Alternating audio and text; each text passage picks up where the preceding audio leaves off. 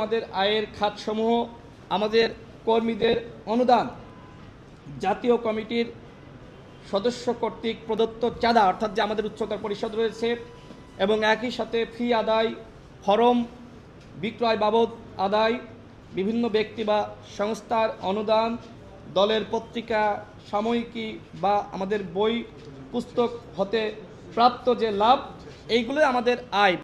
দলের কমিটিগুলো রয়েছে জেলা পর্যায়ের কমিটিগুলো পরিচালনার ক্ষেত্রে আমাদের জেলা পর্যায় থেকে অনুদান সংগৃহীত হয় এবং আমাদের কেন্দ্রীয় পর্যায় থেকেও সংগৃহীত হয়। মূলত আমাদের দলের যারা নেতৃবৃন্দ রয়েছে এবং একই সাথে শুভাকাঙ্ক্ষী রয়েছে, এইটা আমাদের অনুদান প্রদানের ক্ষেত্রে সবথেকে বড় ভূমিকা রাখে। ইনক্লুসিভ মানে আওয়ামী লীগকে সাথে নিয়ে ইনক্লুসিভ নির্বাচন। প্রধান নির্বাচন কমিশনার যেটি বললেন যে আমরা যেটি মনে করি ইনক্লুসিভ নির্বাচন মানে জনগণ ভোট দিতে পারছে কিনা, কত শতাংশ ভোট পড়ে।